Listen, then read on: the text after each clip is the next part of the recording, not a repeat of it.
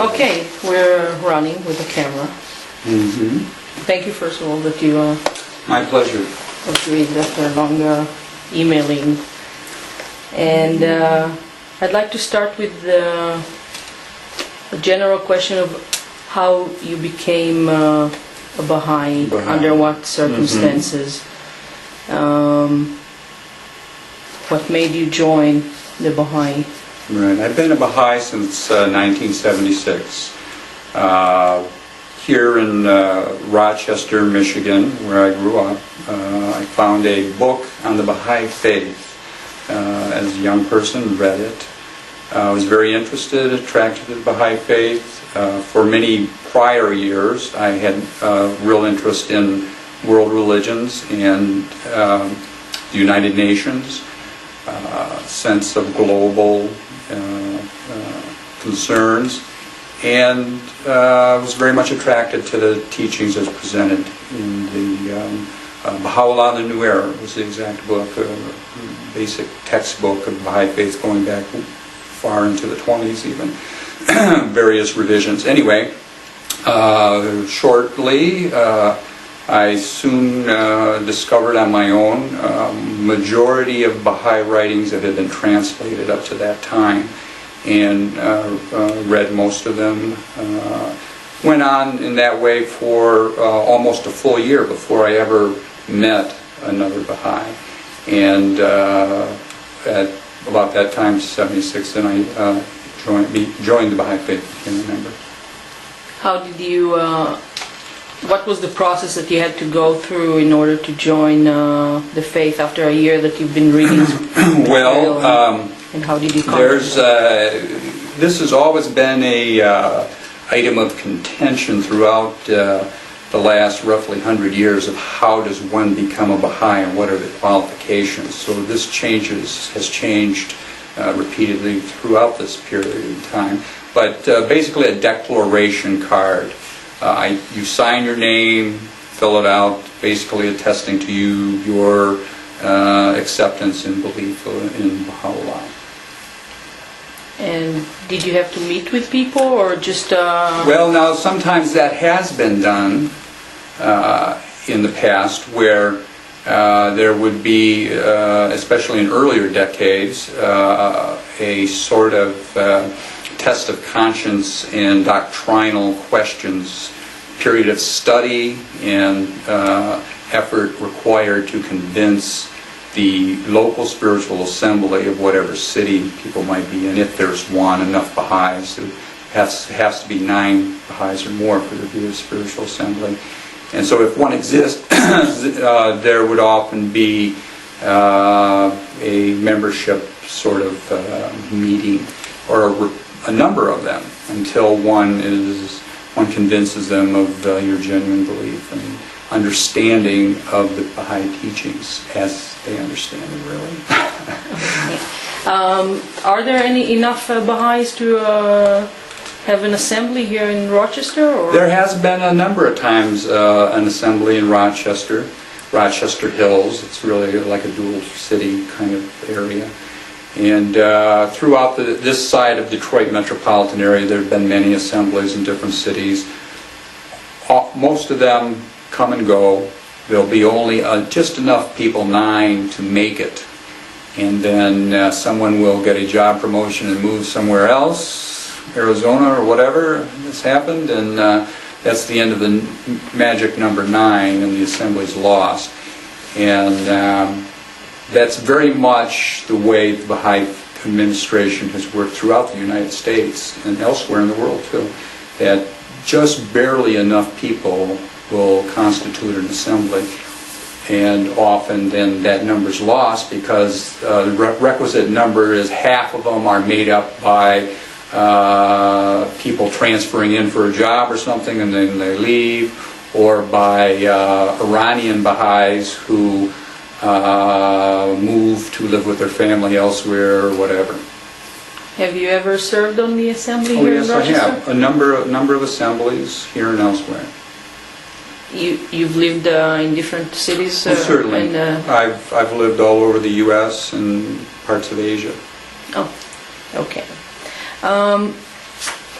The layout of the founders of the Baha'i faith. Can you give us it's very hard to speak about it in such a short time, but the basics of the Baha'i faith according to the founders? Well, historical sketch, swiftly, is the Baha'i faith began with the Bab in 1844 in Iran, and he was claimed to be the return of the Mahdi in Islam, and resulted in a enormous violent backlash from Islamic powers at the time. Over 20,000 is the usual number given. People, early Baha'is, were executed, killed in one way or another. He basically, to Baha'is, foretold the coming of Baha'u'llah. And Baha'u'llah was an early follower of the Bab. Baha'u'llah then, with the execution of the Bab, there was a period of time in which there was a great deal of turmoil and confusion, but Baha'u'llah became revealed, as Baha'is think of it, that he was the fulfillment of the Bab's teachings. From about 1853 to 63, Baha'u'llah was imprisoned in the Sia Shal, a prison in Tehran. He was exiled to Baghdad, then on to Adrianople, ultimately to Akka, and a very long process. And different stages along that way developed or evolved the distinct Baha'i faith. Baha'is look at Baha'u'llah's announcement in the Garden of Rezwan in Baghdad as the true beginning of the public beginning of the Baha'i faith in 1863. And that is partly why the whole, shall we say, upheavals of late with Iraq are very important to contemporary Baha'is and the Universal House of Justice, I dare say. Does the Baha'i accept all people as the manifest to say that we accept all people to the faith? Well, this is also something that has a great deal of contradiction around it. Baha'u'llah taught to consort with the followers of all religions, that mankind is one, Baha'i faith is for all people, and so forth. Now, in actual practice, for many decades, Baha'is have been prohibited from associating with Muslims. Also, as you know, Baha'is are not allowed to teach in Israel and to proselytize, basically, despite the claim that Baha'is don't proselytize.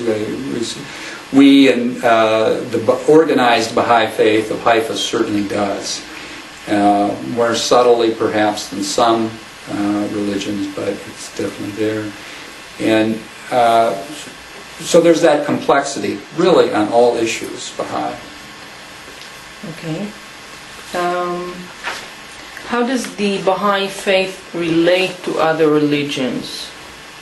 Well, I'd say it's analogous to what I've just said. In terms of Islam, there's a great deal of effort to isolate and protect, is often, I believe, the feeling of the Baha'i flock, shall we say, from Islamic influence, distortions. The Iranian Muslims have always had a great deal of animosity towards the Baha'i faith, with periodic persecution, denial of the most basic human rights to Baha'is in Iran, murder, torture, desecration of cemeteries and all the most heinous kinds of acts, violation of basic rights, really, of humanity. And so, briefly, that would be the case. See, yet the Baha'i faith has a lot of things that are connected to the Islam. It's originated from Absolutely. the Islam. The Baha'i faith is an Islamic religion in origin and derivation, without any doubt about it. Some people point out, and many Baha'is don't realize, that Baha'u'llah's Kitabi Aqdas is a form of Sharia, really. There's a Baha'i law there. And many efforts have been made throughout the years, I feel, and others, Baha'is feel, to make that not so evident to Westerners. Many Westerners perhaps don't perceive that as they should. It's definitely a very Islamic religion. On the other hand, all fairness, it's very different from Islam in a number of ways as well. And the whole issues, though, of free speech, liberty, and conscience over the last decade or two especially, to many people, resonates all too much with Islam. Okay, I'm taking you back to a sentence that you've used about the freedom of speech. Mm-hmm. There seemed to be, since I guess the internet, early 90s or late 80s, that when people has protest their opinions about things that has to do with the religion, it may change something also in the Baha'i faith.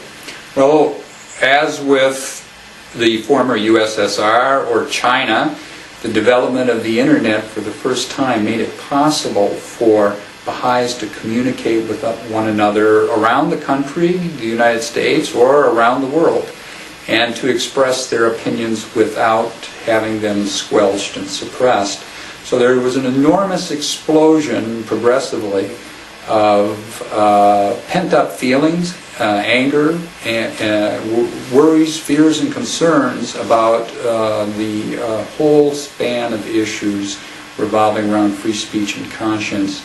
And part of that was the revelation of some highly outrageous incidents that had already happened prior to, let's say, take your date of basically 1989 with the real growth of the internet. One of the earliest incidents was at Indiana University. A number of scholars who taught Islamic studies, Middle Eastern studies there, had a mailing list known as Talisman, and that has gone through a number of evolutions from one place to another. But anyway, there for 2 or 3 years, whatever it was, a number of nationally recognized scholars in Middle Eastern studies were accused of what the Baha'i, organized Baha'i administration calls covenant breaking, sort of heretical thinking along the lines of succession within the Baha'i faith. And increasingly attempts were made to coerce them into compliance or silence. Some of them were denounced as heretics and driven out of the faith or into silence. And really one of the earliest and most outrageous violations, really, I believe, of Baha'i teachings and real basic human dignity and rights. So there's, I would say, a little bit of a contradiction, being a free speech kind of a religion, that you can say. Well, I say there's immense contradiction. Little is too much of an understatement. There's an immense discrepancy between the Baha'i writings and statements on freedom of speech and conscience and the actual practice in everyday life, or the functioning of the community, either local or national or internationally as well. There have been many incidents where Baha'is have organized, members of the organized Baha'is online have basically banded together and through working together have managed to manipulate even Google search engine. The whole hierarchy has been manipulated by the Baha'i administration to subtly, to a Baha'i mind, to discredit different peoples or positions that people have of other websites that the Baha'i, organized Baha'is wish to prevent people from going to, thinking favorably of, are stigmatized in one way or another. Why do you think it is so important for the UHJ to do something like that and to control the minds or the free speech of people, of Baha'i believers? Well, it goes back to their interpretation of the Baha'i covenant. Their interpretation of the Baha'i covenant is central to everything in the Baha'i faith. Now, I've already mentioned the Bab, Baha'u'llah being the primary manifestation of the Baha'i faith. Abdul-Baha, Baha'u'llah's son, became Baha'u'llah's successor upon Baha'u'llah's death. Baha'u'llah himself wrote a will appointing Abdul-Baha as his interpreter and successor. Abdul-Baha, in his turn, wrote a will appointing Shoghi Effendi as the guardian and as his own successor. When Abdul-Baha died in 1921, Shoghi Effendi became the guardian, and he himself died in 1957, but did not write a will. He died childless, and he did not appoint anybody else to be his successor. The Universal House of Justice developed after his death and was only first elected in 1963.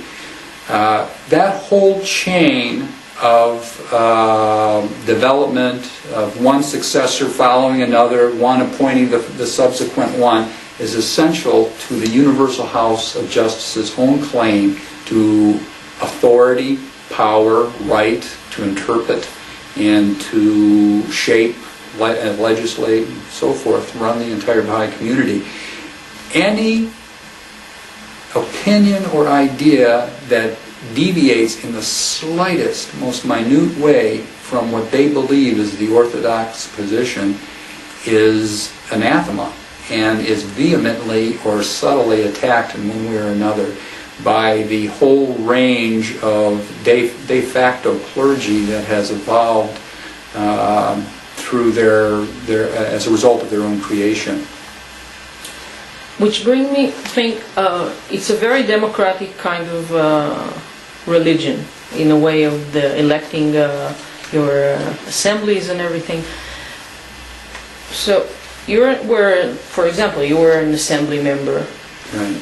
Doesn't the assemblies, like on a local basis or national, or I'm not talking about the international, but definitely the national assembly of the U.S. or locals, doesn't they have some kind of an influence or say in trying to convince the UHJ, the 9 members, that we live somewhere that we can hear other opinions, or the 9 members, and also you elect, not you personally, but all of you elect the 9 members that sits at the... Well, there's much more complexity to it than that. Mm-hmm. Does the rank and file, as the term, average Baha'i on the grassroots level elect the UHJ? Organized, received opinion is yes, but I think the reality is it's very dubious at best. And the process of election is the local assembly. All U.S. members may vote for delegates at a convention for, let's say, the state of Michigan basically sends 2 delegates to vote for the National Spiritual Assembly members. Those 2 delegates vote. for National Spiritual Assembly members. But then that National Assembly members, they send a delegate to vote for the Universal House of Justice in Haifa and vote for the members of the Universal House of Justice. But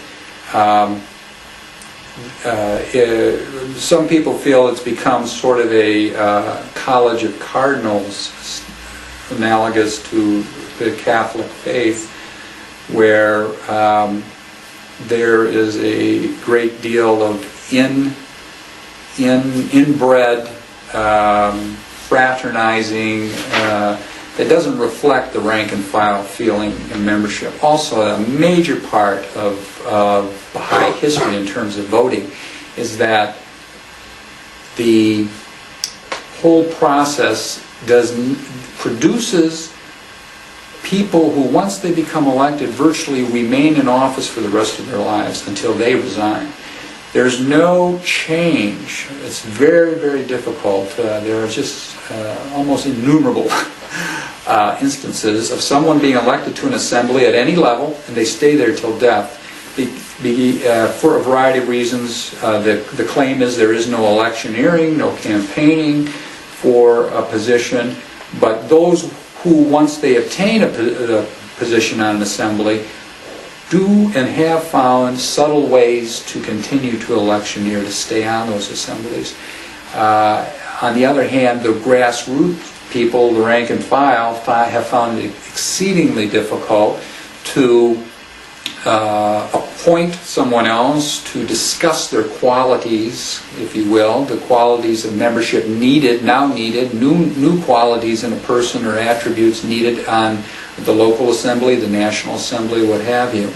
And all of that results in a very stultifying voting system and administrative process. Okay. Sorry. That's okay.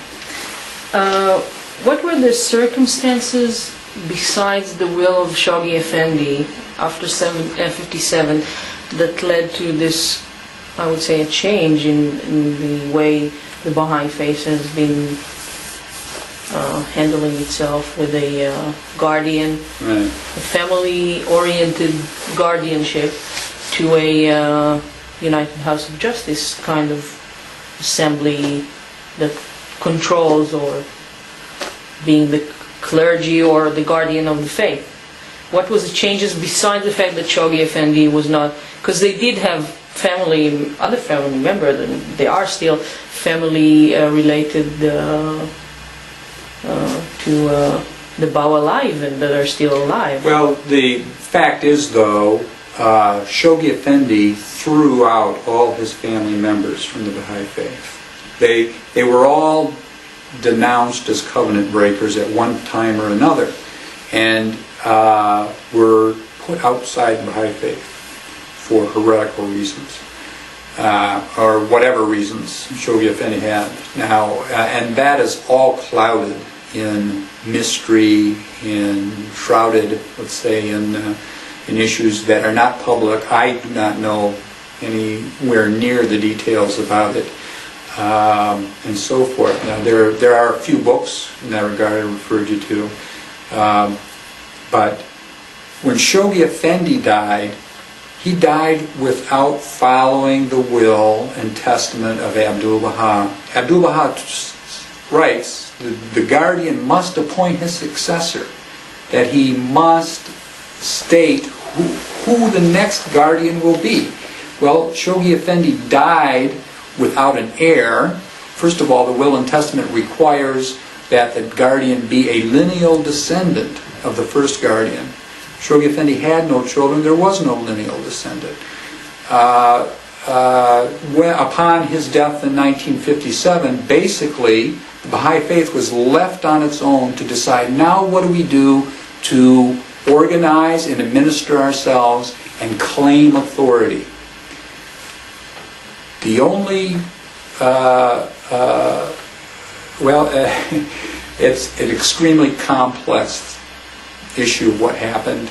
There are a number of smaller Baha'i faiths, if you will, denominations, Orthodox Baha'is and others who believe Shoghi Effendi implied to appointment of Mason Remy, early Baha'i who was widely known, etc., at his death to become the new guardian, or at least Mason Remy believed that, and a few other people. That became a schismatic event. The Shoghi Effendi had actually created what was called the International Baha'i Council prior to his death some years, and had appointed hands of the cause, what we called hands of the cause, who are discussed in Abdu'l-Baha's will and have some legitimacy, but nothing in Abdu'l-Baha's will or any non-existent will of Shoghi Effendi delegated authority to the hands of the cause to decide what to do. They basically assumed power.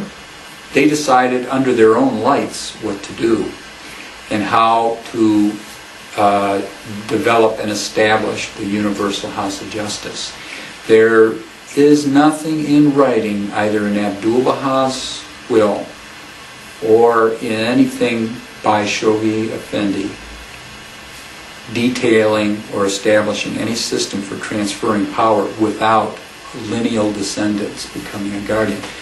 Also, Shoghi Effendi's own writings make it clear that only the guardian has interpretive power, and that the Universal House of Justice has only legislative power. It does not have the right to interpret the Baha'i teachings. There would always be, the whole conception of Abdu'l-Baha's will and Shoghi Effendi's writings is that there will always be a guardian. And Shoghi Effendi himself discusses how without a guardian the Baha'i faith would be mutilated and would be incapable, the Universal House of Justice without the guardian would be incapable of properly functioning and interpreting day-to-day events and the writings. So, despite all of that, being very much the reality of what happened, the hands of the cause came to be known as the custodians of the faith, assumed power and authority, and the Universal House of Justice has assumed the abilities of the guardian on their own force of assumption, really. Is it possible in any way that other individuals, once Shoghi Effendi was dead, he took about 6 years to assemble the first UHJ. Right. Is it possible that at this period of time, individuals that had some takeover the religion kind of thing,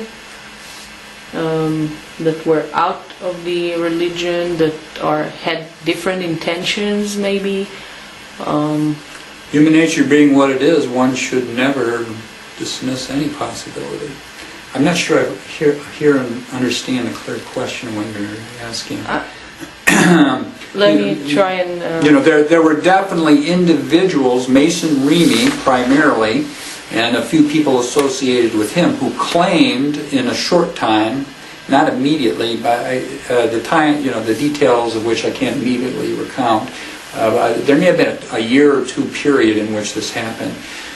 There was definitely a 6-year gap between the death of Shoghi Effendi and the creation of the Universal House of Justice.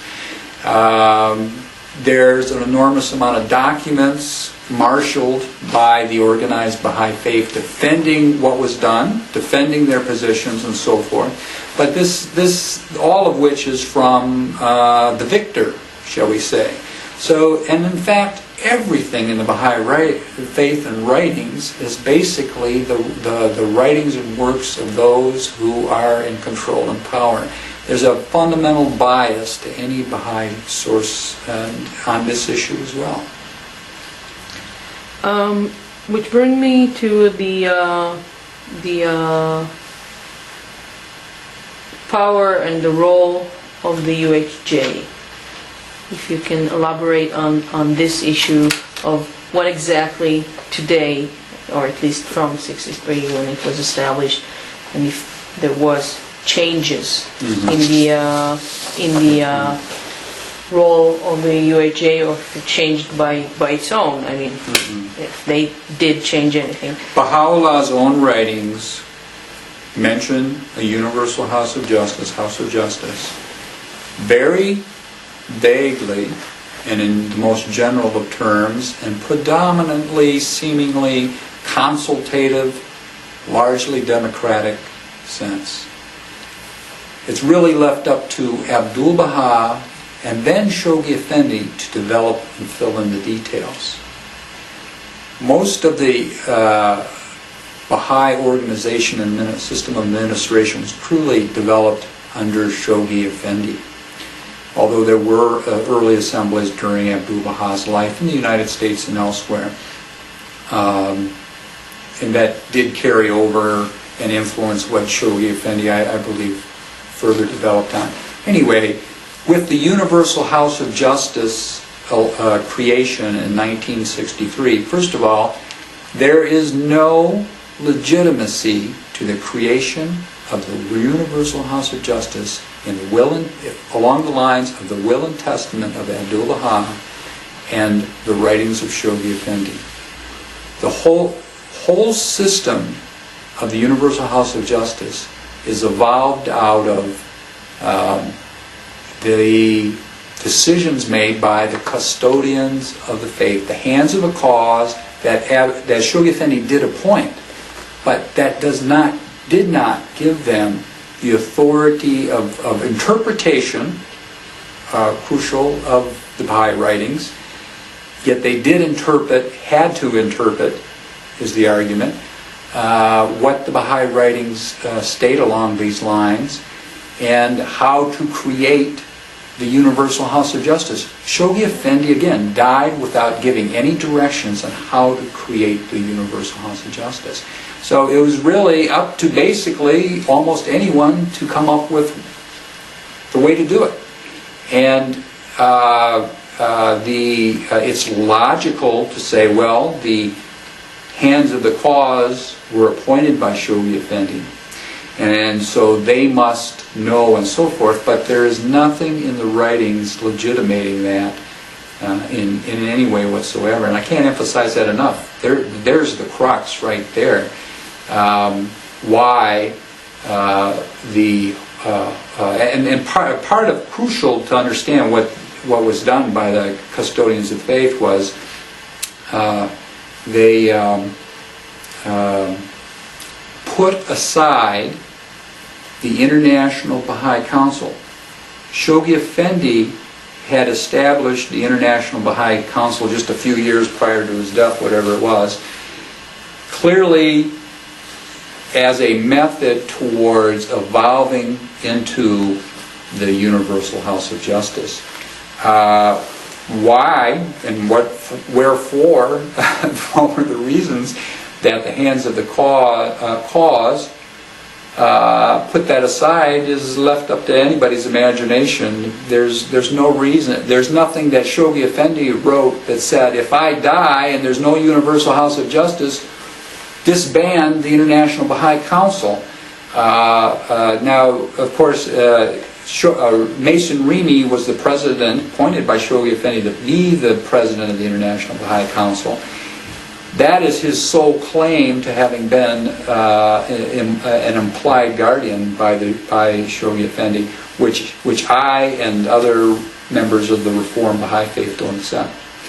And he has no more legitimate right there than the hands of the cause or anyone else does for the path they chose.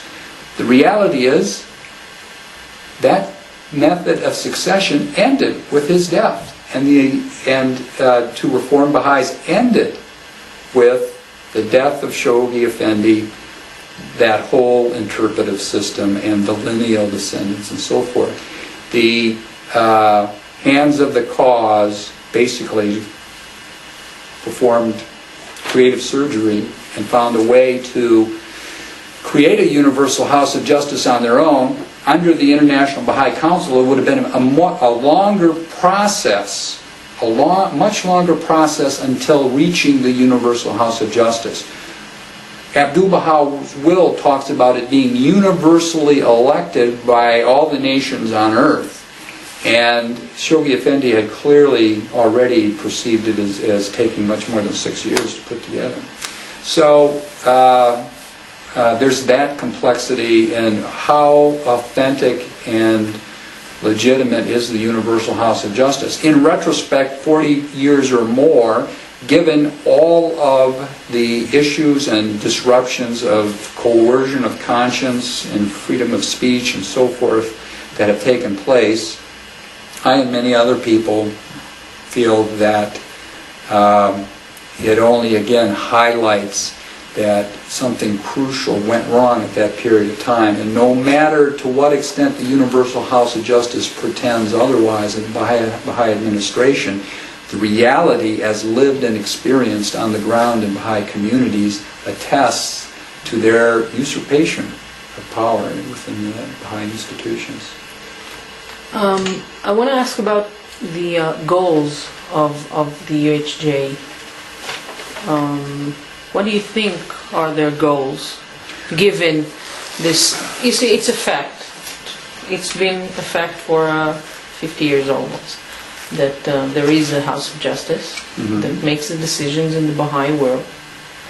And obviously it has goals, different goals than you might think, or that the Baha'i faith should have, or something. You think they have certain goals in their mind in the future, for the future of the world, of the Baha'is? Oh, absolutely.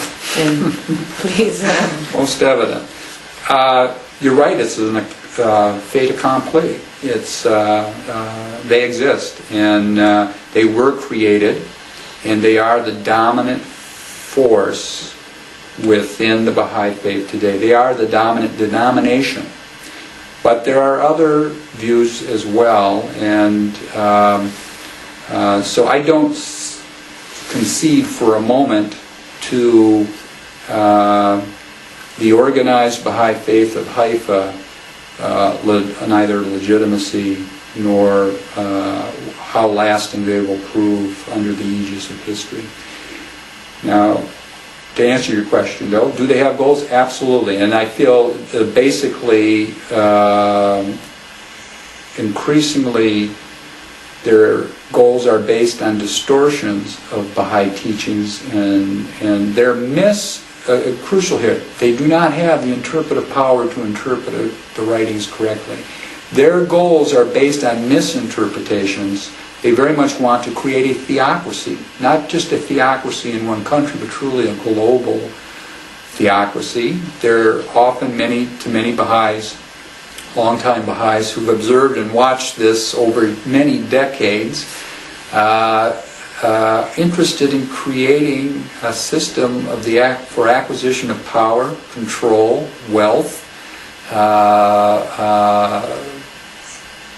Much of the creation of the Baha'i Center in Haifa is in fulfillment of those goals. The money has been shifted out of the local areas and sent to the Middle East to their coffers for a very, very long time. And we're talking about very large sums of money, as you can witness readily. And all of this has destroyed community life on the local level, destroyed many individual families, the lives of individual Baha'is locally in the U.S. and in other countries. The Baha'i faith is very small throughout Europe. Most of the European countries at best have 100 or so, or a very low number of people. The UK might have 1,000 to 3,000 people involved to one way or another, is the claim. The statistics and the figures that the Universal House of Justice puts out for membership are grossly inflated and have been for decades. The U.S. membership is claimed at roughly 140,000 now. If there's 60,000 active and involved Baha'is in the United States, it's a pretty amazing figure, is the reality of it. And the claim now predominantly is 7 million Baha'is worldwide. Well, the claim used to be 3 million Baha'is in India. Now that's been scaled back to something closer to reality of roughly about a million Baha'is. But it demonstrates well how the UHJ handles membership statistics. They're used to convince non-Baha'is that we're big and they're big and they're growing, and yes, you should join and come along too and contribute your resources to God's new day. And the reality is, for India especially, it dramatically shows that given the religious milieu of Hinduism in India and the emphasis on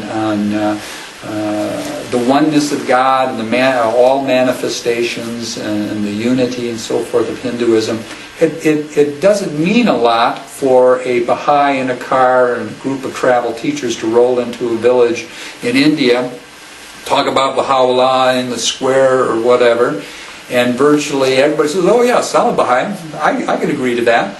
And then they roll out of town, and now we've got another 350 Baha'is in a little village out in the desert somewhere in India. That is what's often been done.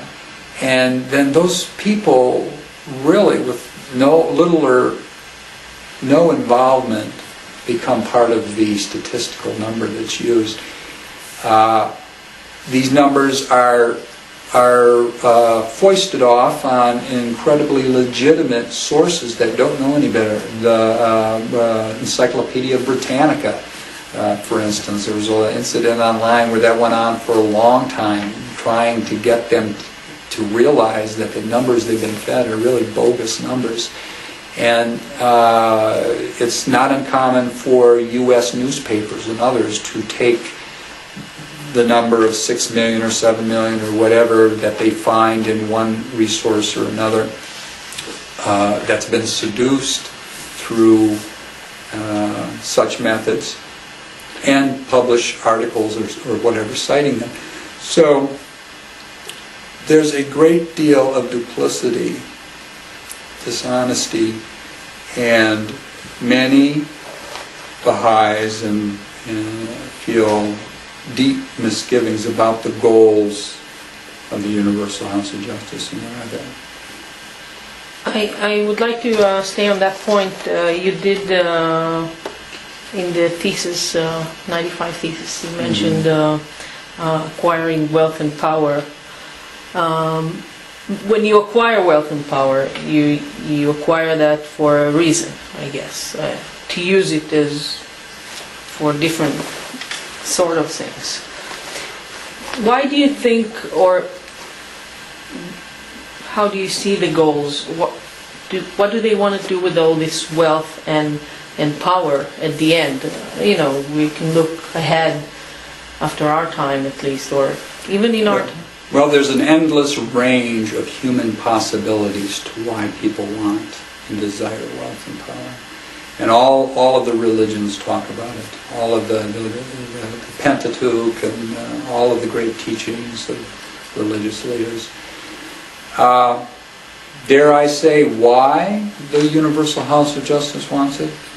It wants control and power is definitely its ultimate goal over the hearts and minds. Baha'u'llah's writings talk somewhere about he's addressing some ruler or king, and he states he doesn't want wealth and power. He wants the kingdom of men's hearts, spiritual, morality, ethical, and so forth. And that has been lost sight of many Baha'is, of whatever persuasion. And the long-range goal is increasingly is very much a world-embracing theocracy. And if you read the Baha'i writings, especially anything put out by the Universal House of Justice, it's very much there. Are they worthy of it? I don't think so. There's always this dynamic of claiming and wanting and using the United Nations, using governments, United States, senators and others, to denounce Iran for the violation of human rights, freedom of speech, coercion, murder, and mayhem against Baha'is there. And yet at the very same time, they're doing things like hectoring and interrogating tenured university members in the United States at the Indiana University, Juan Cole at the University of Michigan, elsewhere. Many, many people have been attacked and discredited, all with the intent of the Universal House of Justice maintaining complete and unquestioning obedience to its every wish and interpretation. It doesn't have a legitimate basis for such interpretations. I would have to say that it's a very big goal to control the world, and it's the biggest probably, and whether they're worthy of it or not, it's not my place to say. Then again, it seems that my wondering is there's a lot of wealth over there. It's very manifested in Haifa. I don't know if you've been there or not, but it's just all over. You can see it's been invested. Absolutely. Tens of many millions of dollars have poured into Haifa. Now, Mirza Ahmed Sohrab, early Baha'i, was a translator for Abdu'l-Baha for over 8 years, traveled all over the U.S. with Abdu'l-Baha and so forth. He's written a number of books, the most important of which is Broken Silence, Today's Struggle for Religious Freedom. All of the issues that have happened and we've been talking about during the last 10 years or so on the internet and elsewhere were experienced by Sohrab and other Baha'is in the 1920s and 30s. He wrote most of his books in the 40s. And at that time, in those books, he criticizes the Baha'i administration that Shoghi Effendi was creating as basically modeled on the Catholic faith and other autocratic systems with the goal of acquiring wealth, power, and absolute control. And that very much is what the Baha'i faith only increasingly moved towards with the Universal House and Justice after Shoghi Effendi's death. And that is very much the problem that confronts the Baha'i faith and really increasingly the world. The thing is that in order to acquire those things, power and wealth, you have to be involved in politics, you have to be involved in everything. You just not sit there and just, it doesn't happen. Absolutely. Well, I've been just sitting there and nothing happened to me. I mean, you have to be involved in everything. And that's this is another big contradiction that has been raised by, at least from the point of view of an outsider, they definitely claim not being involved in politics nor in governments, yet there seem to be that they are. Absolutely. Can you There's a great deal of involvement in politics at every level by the Universal House of Justice and its de facto clergy, the Baha'i administration. And whether that's U.S. government, England, elsewhere, it is a definite fact. The United Nations is another venue that Baha'is are very, very much involved with. I was a participant at the Millennium Forum at the United Nations in 2000, and I witnessed the involvement of the organized Baha'is in the event. They used it very much as a propaganda vehicle within the Baha'i community of the U.S. and elsewhere for wrapping itself in further success and influence, the faith becoming influential on international bodies and so forth.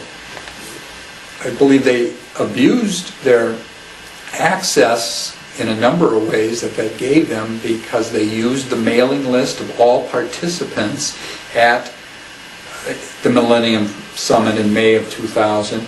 I can't imagine for a moment they were given official approval by the UN or any body or entity within it to use the mailing list to mail out a Baha'i periodical they publish for NGOs, really targeted at the NGO community. There have been a number of publications that have been published on the Baha'i faith by the organized Baha'is that are clearly trying to convert and influence a more radical sort of element within the NGO community, clearly calculated by citing Eric Hobsbawm and other more radical Marxist thinkers and wrapping them in a Baha'i sort of legitimacy, and so on. So the UHJ has shown itself willing to sink to the lowest level, in my view, to use somebody like Eric Hobsbawm, English Marxist scholar, goes back well into the 40s, the most notorious series of publications. The Baha'i writings, Abdul Baha and Shoghi Effendi denounced Marxism and more radical socialist approaches to that whole variety of issues, So that, again, you see that willingness. Anything is legitimate if it serves the purpose at the moment.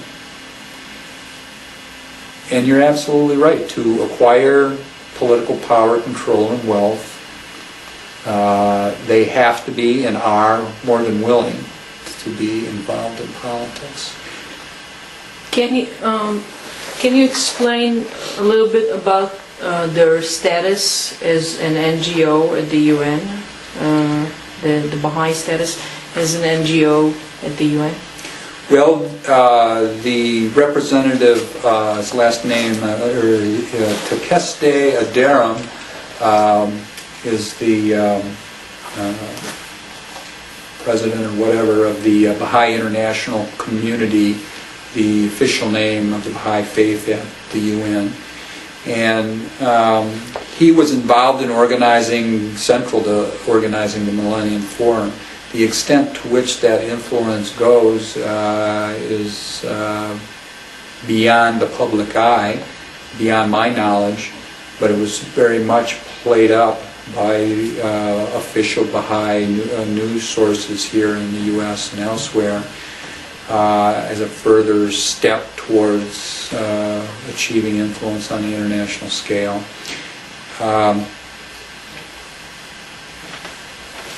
So on. Okay. You mentioned also, I have to read the things you say that really caught our eyes. And I quote, the governments of the earth, the Baha'i administration deceived the governments of the earth, east and west, playing them off against each other. Right. Well, this is the basic conflict I've already sort of touched on with Mirza Ahmed Sohrab in his books. In the 1940s, he's talking about incidents in the 1930s in which the administration at that time was denouncing the violation of human rights in Iran, calling for the governments of the earth to help, support, protect, and so forth. And yet at the very same time, he and other Baha'is who were not schismatics, they were not trying to create a separate Baha'i faith, but they felt they were involved in a recruiting station, as they called it, in a way of converting people and then introducing them to the prevailing Baha'i community once they reached a certain stage of maturity or whatever. So anyway, that duplicity, that dualism or something, goes back many decades, and it continues, where many U.S. senators will have a delegation of Baha'is go in from the National Spiritual Assembly, help us in Iran, protect us. This goes back, President Reagan, there were public statements by Reagan denouncing Iran, supporting the Baha'is and so forth, which is fine and legitimate. As an American, I'm appalled too, and I don't see anything wrong with my government trying to protect a vulnerable people in another country somewhere.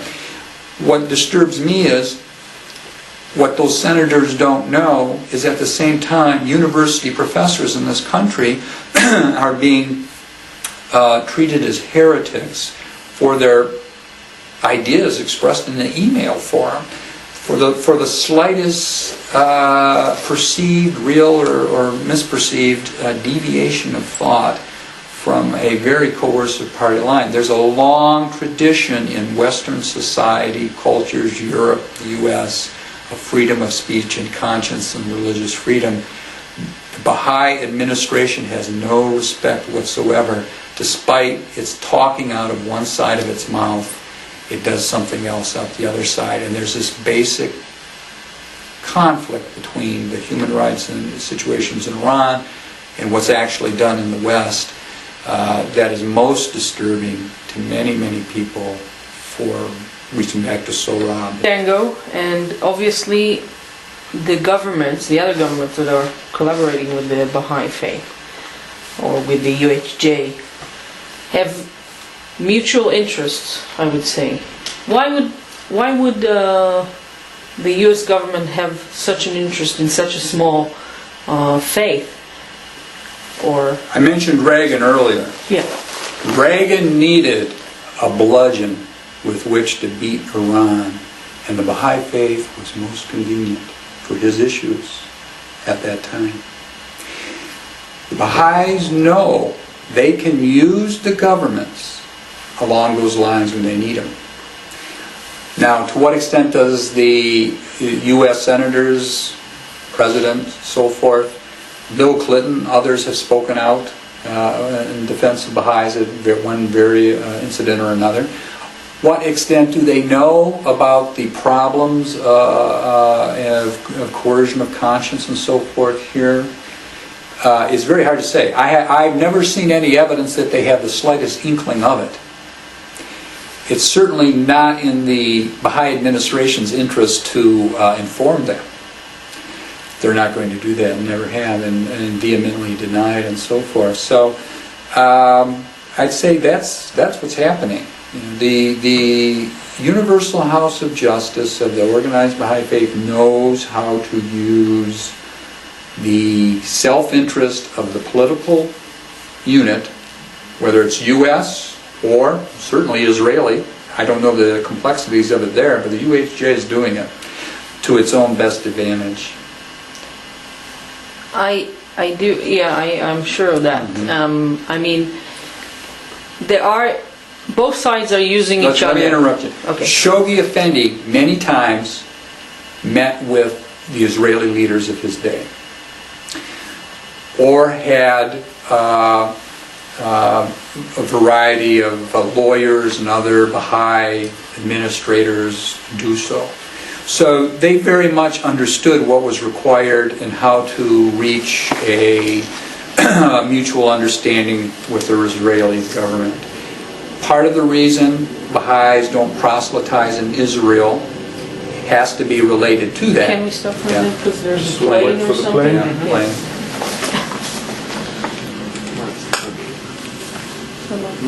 It's so good. Is it okay? Yeah, we can go. Thank you. So we're talking about Right. The meeting of Shoghi Effendi. Shoghi Effendi had either himself or people he appointed met with the Israeli government numerous times for one issue or another. Really, it even goes back further reflection here. Abdul Baha had during the 20s had involvement in then Palestine under the British mandate. Was involved a lot. So there's a very long history of Baha'i involvement with political authority of whatever stripe in the Middle East. I'm emphasizing the fact that because of the fact that the Baha'i faith, big as it is, or not. It's we feel from our own impression that Israel, the U.S., England, they have special connection. Not like any other religion. We do have, in Israel, we have the Catholic Church that resides in Israel. We have many other religions. The relationships between the Israeli and the Baha'is are different to other religions. Very much different. In what ways, I could not really say, but you can feel that it's a different thing, and it's a small. If you walk around the street of Detroit, I bet that if you ask someone, tell me something about the Baha'is, Virtually no one will be able know. to tell you. Yeah, and even in Israel, very few people, they know the Baha'i gardens. Right. But tell me about something about the Baha'is, I'm not sure they're going to tell you anything. Right. So it's kind of Under weird, the UHJ theocracy, someday all the leaders and kings of the world will walk up that stairway. That image tells you virtually everything you need to know about the Universal House of Justice and the Baha'i Faith and what it's doing in Israel. It is a very long, multi-generational vision that animates the Baha'i administration. It's already, the Baha'i Faith is well over 150 years old, shall we say, and much of that time has been spent in the Middle East, in Akka, Haifa, and elsewhere. So it doesn't have a short time frame within which it's seeing these things. These things are ephemeral.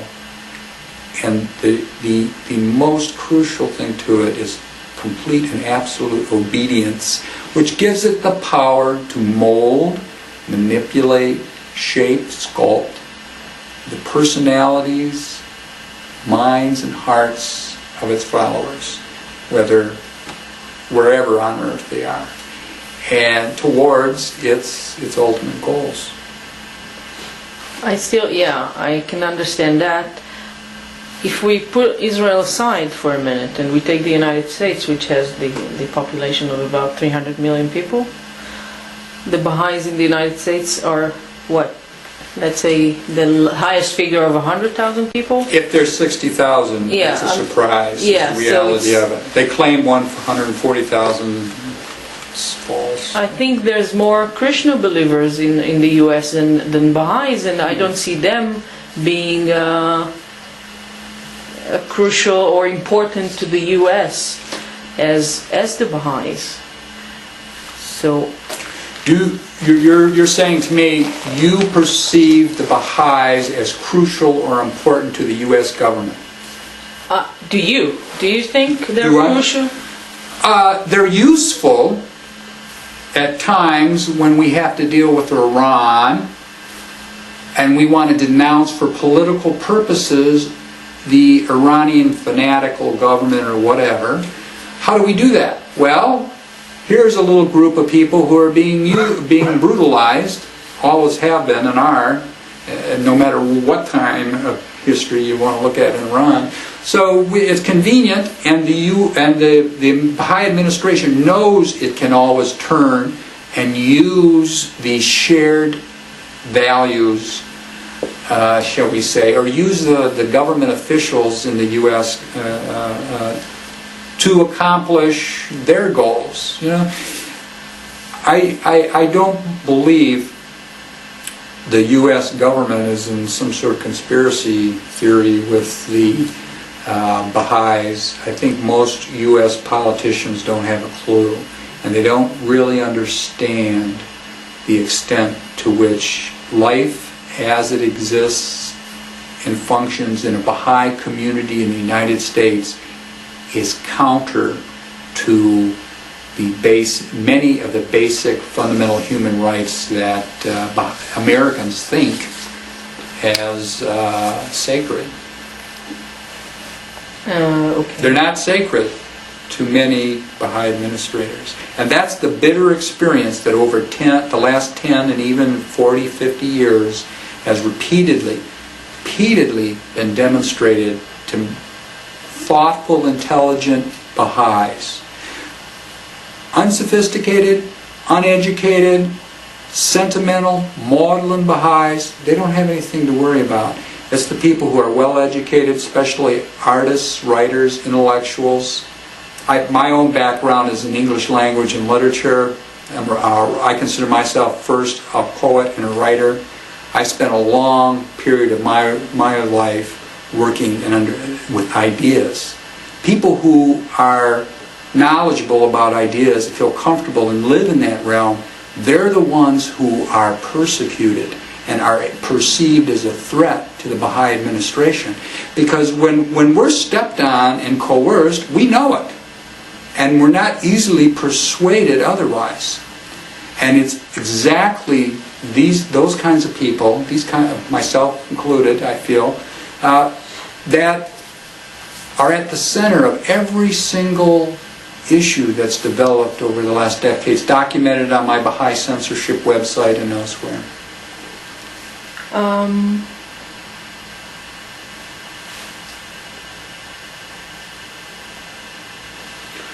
I'd like to refer to current events in the past few years, namely the war in Iraq, and take you back a little bit to the time of Dr. David Kelly. Right. It was the day after Dr. David Kelly died, it was all in the newspapers. The headline was Dr. David Kelly, MI6 agent, professional in WMD, Baha'i, committed suicide. Why was it important to the world, or is it connected to the death of David Kelly, the fact that he was a Baha'i? And why was it so important to mention it? The Baha'i administration, very long time, reaching back again in the beginning of the 20th century, has always used any opportunity it can to obtain media coverage and further exposure. So in one regard, I don't feel the immediate emphasis on Kelly being a Baha'i was anything unusual. Real question, was it really the Baha'is who did that initially? I'm not sure. That requires a certain investigative reporting effort there to uncover at which point was the first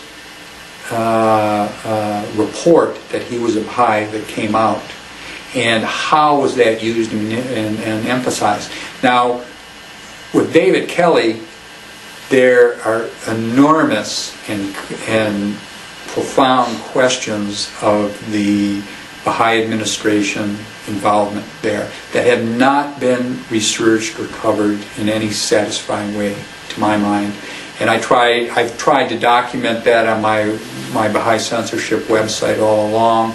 I don't have the solution or the answers or any knowledge about what the truth really is. But I know there are vast discrepancies between what one of the first reports was a news reporter in the UK went and spoke with a couple of Baha'is before the Baha'i administration had gotten to them and hushed it up. And they really, I believe, use the idiom, spilled the beans. They truly just spoke without knowing better, and they really revealed, I think, some real questions there. Was Kelly really revealing classified information to the Baha'i community? Was he being used by the Baha'i community to further goals of the UHJ, to reacquire the house of Baha'u'llah in Baghdad and the other properties, few there, Garden of Rezwan and whatever. And Was he a ploy in that? Then enters Mai Peterson, an American spy who's apparently a Kuwaiti in the military, and that whole scenario. She's been very hushed up, her involvement. What involvement was there, especially? Was she a ploy used by the U.S. government, or is she in her own turn being used by Kuwaitis or other Muslims in some way, and is a double, triple, quadruple agent? Who knows? Anything in this scenario seems credible and ought to be investigated. What in fact happened instead was, to my mind and others, it appeared to have been just sort of hushed up, quieted, and brushed aside.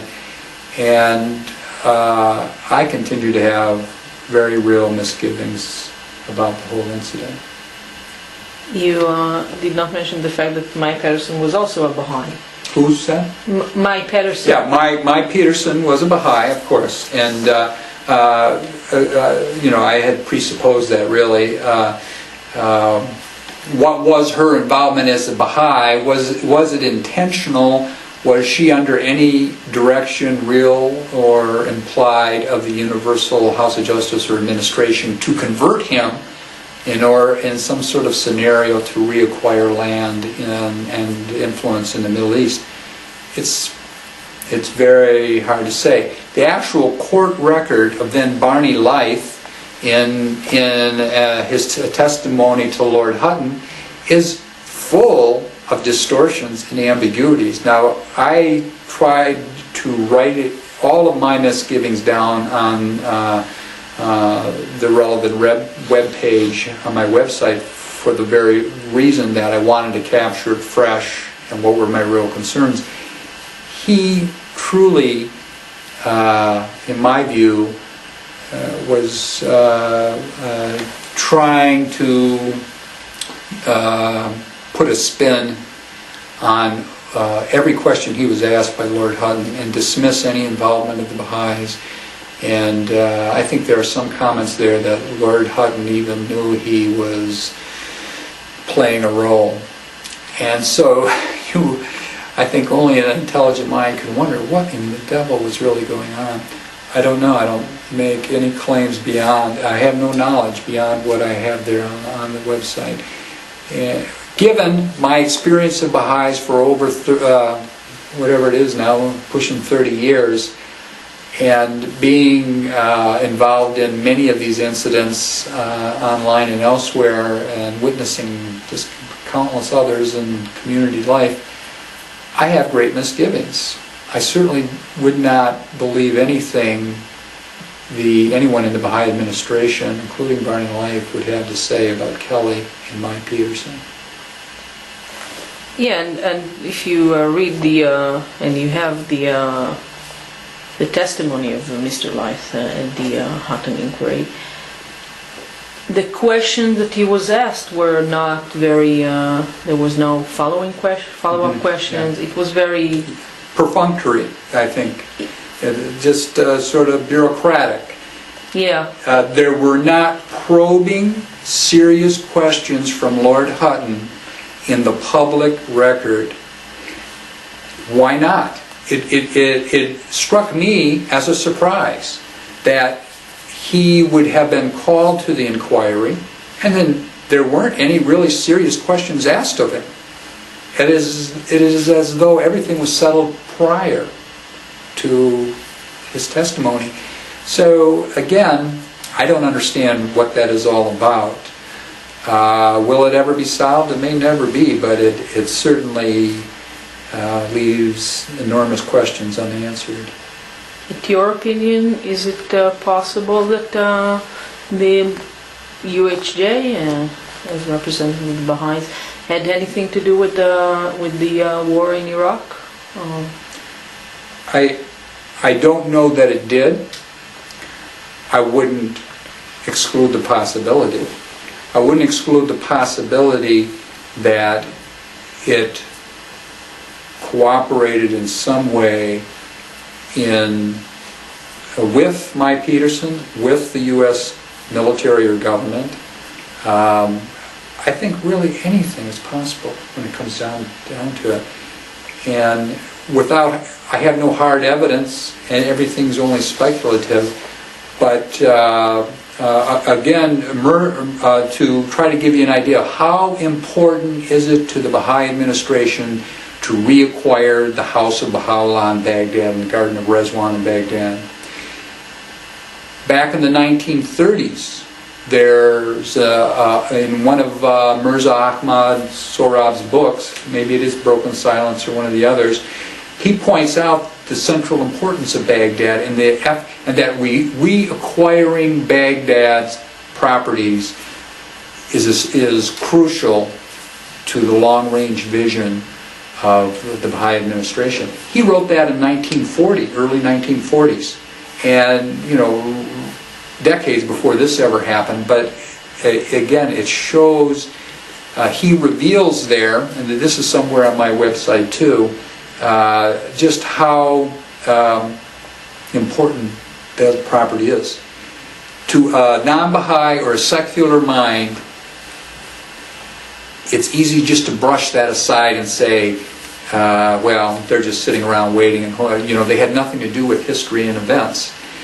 It's hard to believe that there may not have been some effort there.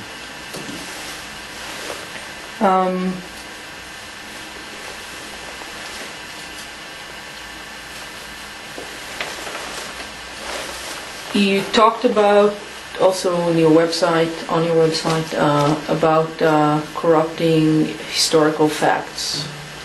Well, this is an allegation that many people have made, many scholars, Westerners, as well as Iranian scholars back in the 20s and 30s. There was one early Baha'i scholar, can't recall his name at the moment, but wrote a multi-volume history of Baha'iism and the early years of the Baha'i faith.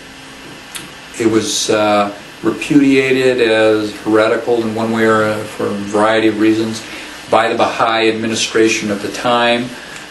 Many other scholars Western scholars have said, actually, he's just recounting the facts, and Shoghi Effendi wrote his own view and interpretation of Baha'i history, rewrote one of the early histories, Nabil's history, known as the Dawnbreakers today, his redaction of it really, rewrote the whole thing entirely and added to it. So Baha'i history, right from the beginning, has always been rewritten, reinterpreted, remade.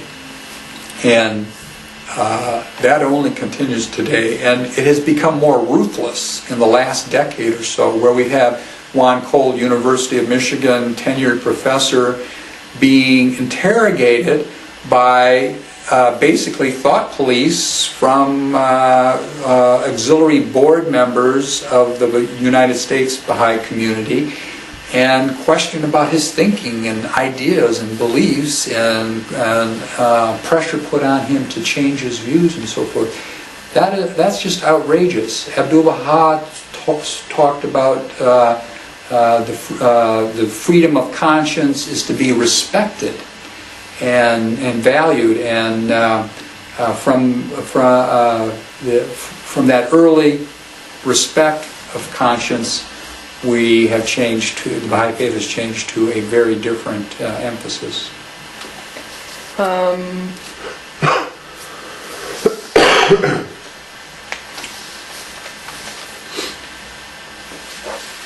I want to talk about the Monterey Center, where the May Patterson, I'm going back to that. Right. She converted or taught David Kelly at the Monterey Baha'i community in California. I know nothing about it. I've never been there. I really don't know what to tell you. What question would you like to ask? No, I just... Hold on, Mike. I'm very static. Sorry. Just just pay attention, because sometimes... Okay, maybe putting my arms there. Yeah. Okay, I'm sorry. The whole story is known about the fact that Mr. Kelly was converting to. He had some kind of a ceremony over there, which is unlikely to the way you join the faith. I don't know that there was any ceremony involved. From the few newspaper accounts I read, I'm not sure there was a ceremony. He merely became a Baha'i there. She taught him, introduced him to Baha'is in the community there. There's a lot of mystery and speculation around their involvement, personal and whatever. I have no knowledge or details really of what transpired between Mike Peterson and Kelly other than what's in the public record. To me, it's odd, merely to give my opinion, that she was apparently played such an important role in his life, and yet was never really questioned and scrutinized about any possible involvement in his death. Also, her testimony was never heard by Lord Hutton. She refused to pass her testimony on, and that's a most disquieting fact. So, as well. Also, there's the apparent medical opinions given by a number of competent physicians that he could not have committed suicide with the number of apparently smaller number of pills he took or whatever else was involved. There's some question of that.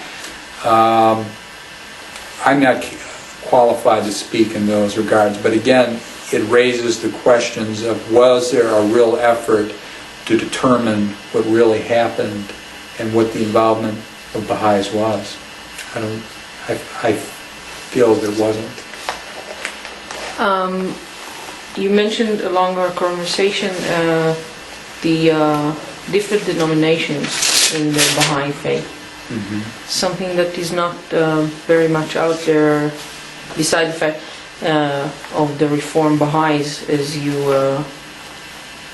that's your denomination? Is it your denomination? Well, the Reform, there are people, there's a surprising number of people who have entered the Reformed Baha'i faith since about August, which has just marks its beginning. And Juan Cole, who has published seminal scholarship on the Baha'i faith, for instance, and so forth, I respect. He has largely always attempted to change or reform the Baha'i faith from within. I and other people feel that's not possible, and the only logical and right thing to do at this point is to create an independent denomination, and that is what we have done. We don't look to the organized Baha'i faith for our understanding of Baha'u'llah's teachings and writings. So who is the, when you decided to do such a thing, how do you, and who is the interpreter of the... Well, your valid question. There will be a convocation or meeting in Rezwan 2006. At that time, as we conceive of it, there will be an election of the first Reformed Baha'i Faith Assembly, and they will decide a lot of these issues. And in terms of interpretive ability, we don't believe that Shoghi Effendi passed that ability on to anyone. There is no central interpretive capacity in any of the Baha'i denominations that we find persuasive and accept. So, and we believe that on the documented level and on the lived level of Baha'i experience over the last 40 to 50 years has demonstrated that fact. So we're very much a new independent denomination, but there are already members in a number of countries and here in the U.S. About how And many people? we intend, we're quite serious about continuing to grow.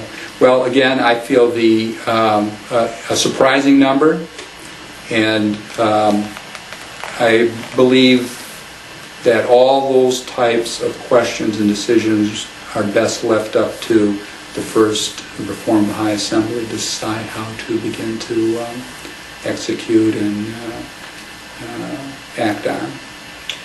Have you been approached by the UHJ regarding your attempt to No. create a new denomination? Not in any way. Not in any way. That I know of. There's a very long history of maligning and slandering on the internet and elsewhere.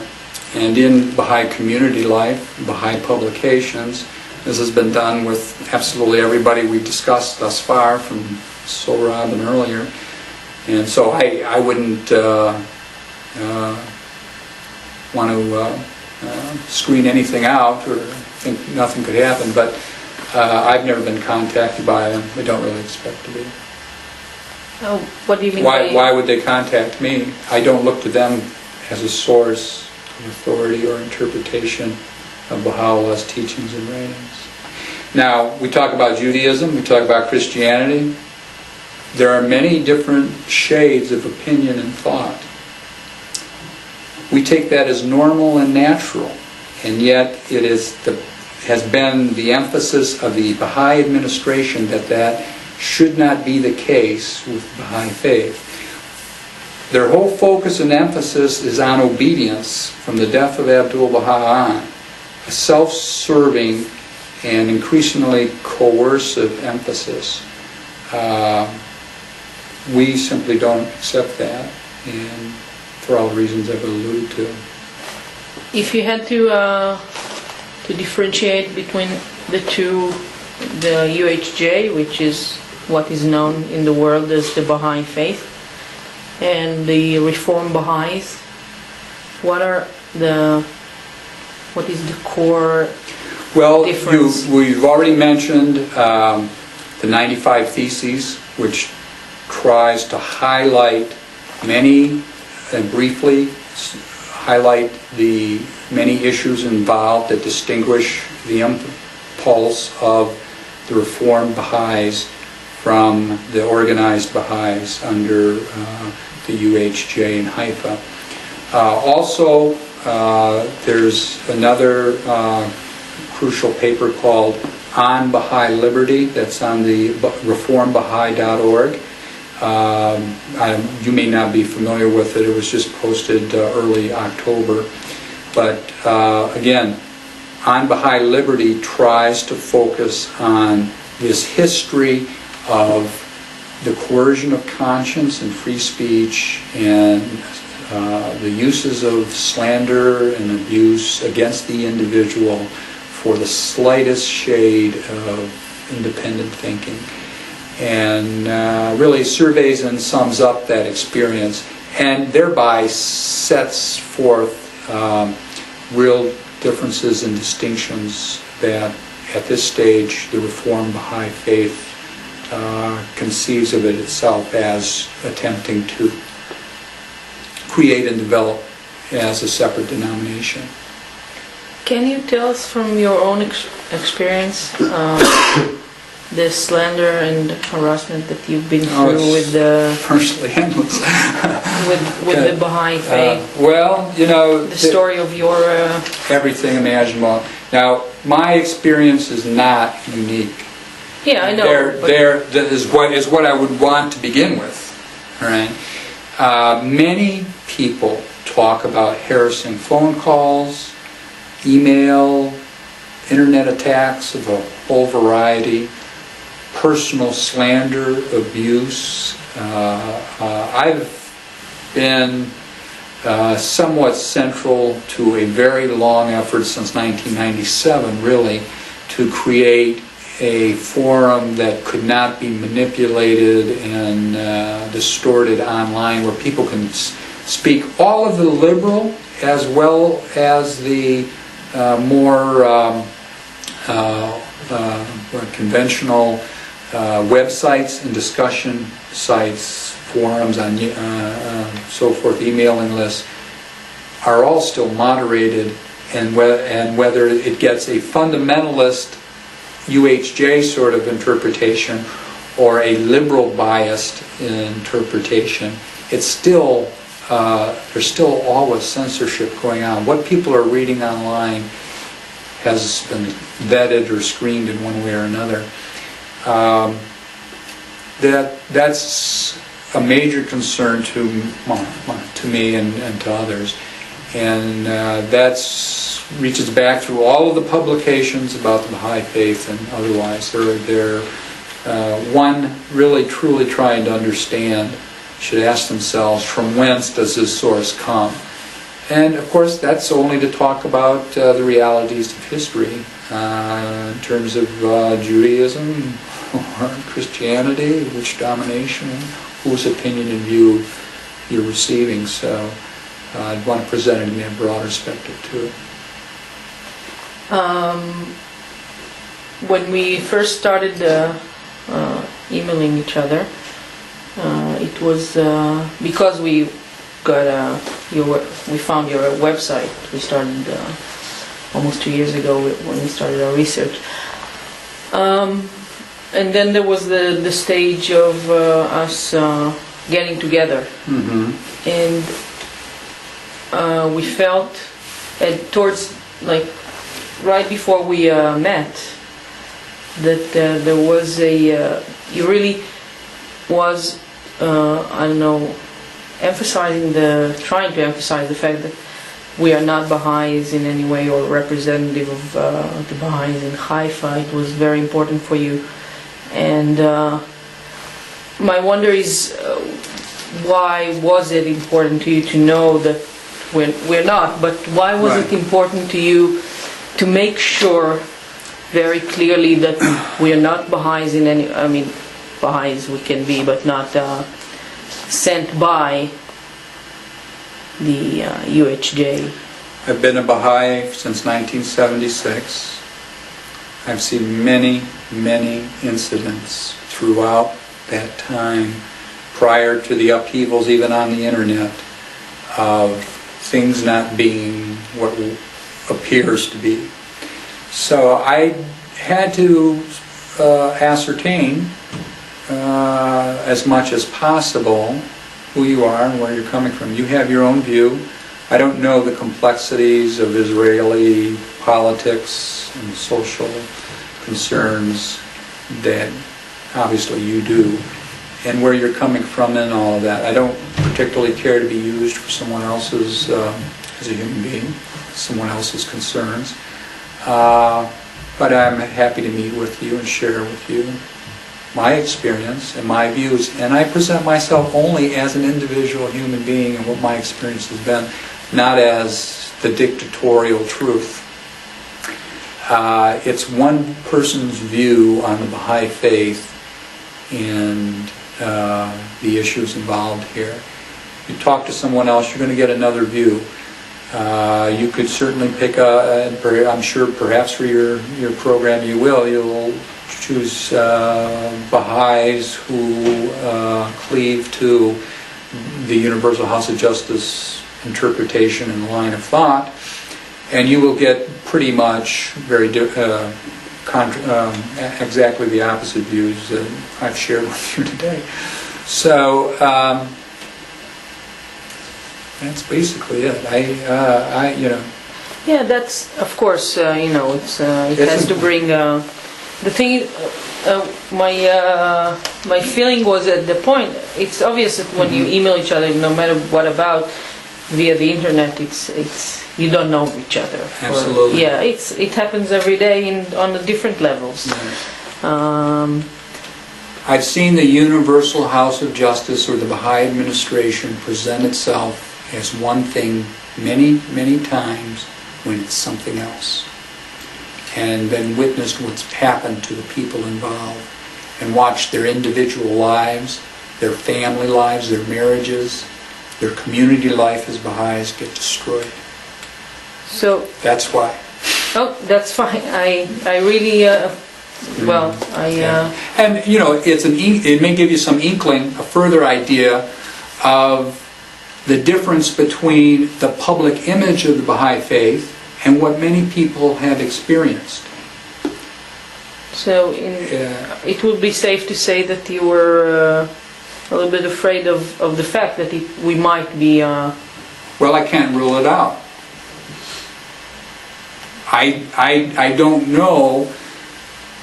I have no way of knowing what your real motives are, what kind of film you're going to produce, and how you're going to use the footage you've acquired here this morning. I'm not seeking to tie your hands, but only protect my own reputation and integrity. Definitely. And we will... I had another question I wanted to ask you.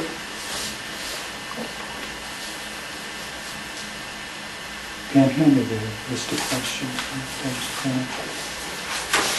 I have a feeling there's something I want to talk about too. Please do. אני רוצה שיהיו דברים חשובים מעניינים.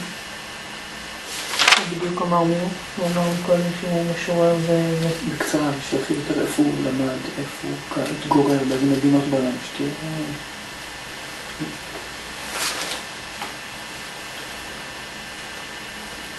לא, זה משהו שמופיע בסופר בשתי מילים. זה לא... אולי, וגם יש לנו כבר את זה. אם את חושבת, אז סבבה, אני חושבתי ש... איך חושבת? אני חושבת שפשוט זה לא ממש... אין לנו זמן בסרט כזה. טוב. כי הוא מופיע בקטנה ביחד. גם שהוא ממש משורר וזה. Pardon us from speaking Hebrew. No problem. You had something you wanted to add for about? I don't think so. Okay. Can you tell us about your website a little bit? How did you create it?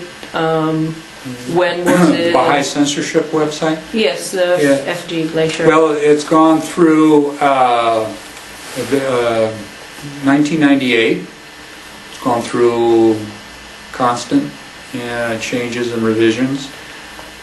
It was created really as a way to combat the slander and abuse that is used to discredit other Baha'is by Baha'i fundamentalists, as I and others conceive of them, for I feel very good reasons.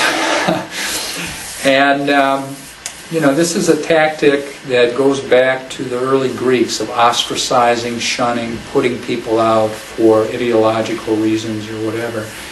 This isn't anything new that Baha'is have suddenly come up with on themselves, but the intractable nature and use of it runs very deep. And again, it's all centered around the interpretation of the covenant and obedience to the UHJ. So I created the website really attempting to preserve the crucial documents as much as possible related to a whole variety of incidents regarding freedom of speech and conscience. And for myself, for other Baha'is, and for non-Baha'is, I feel it's only fair, right, and just that someone exploring the Baha'i faith should be knowledgeable or have the opportunity to be knowledgeable about many of these incidents, because it's certainly crucial knowledge to have. It's not something they're going to obtain by the usual organized Baha'i faith channels. It's very much in the self-interest of the organized Baha'i faith to obscure and downplay and conceal what it's done to people like Juan Cole, other academics, people just on a more average kind of level of life, not an academic background, have been treated the same way. On my website there, for instance, the one individual talks about he withdrew from the Baha'i faith because he knew that if he didn't, his whole family, which were Baha'is, would be denounced as covenant breakers and also thrown out of the Baha'i faith. And if he was denounced if he did not withdraw, he would be labeled a covenant breaker. They could not associate with him, and it would completely destroy his whole family. This has been done to many, many people reaching back decades. It's sort of, maybe in the Old Testament there are situations where there's guilt by association or community guilt kind of thing. And that is something that the average person who converts to the Baha'i faith doesn't know about and is certainly not informed of. And I feel there is not legitimate basis within the writings of the Baha'i faith itself. Also, it's a fanatical interpretation by an institution in UHJ that does not have legitimate interpretive power and ability. So again, there is that layer upon layer of dissimulation that I and other Baha'is have attempted to break through for ourselves, integrity of our own minds, and to protect other people from falling prey to. It's just free association kind of thing. The Baha'i websites, I'm talking about the UHJ, the connection with the Baha'i organization, are protected by a very firewall, as we call it, by a system called Argus. It's a very high maintenance kind of program that was purchased by the Baha'is. And my question is, why would an organization like the Baha'i Faith need to protect itself so much, like use something like Argus, which is used by military, big banks, stuff like that? Well, that's the first I've heard of it, but I'm not surprised, and I don't hesitate to believe it fully. I wouldn't be, that they would do that, because all of their decisions, their involvement, they're communicating internationally, not just to the U.S., all over the world with people, and they do not want that, what they're doing, to be compromised in any way whatsoever. I'm sure. And this touches on what I tried to allude to before. They're manipulating and influencing how major search engines arrange and display information, different websites. 1 second. תביא לי את הבטריה שנייה.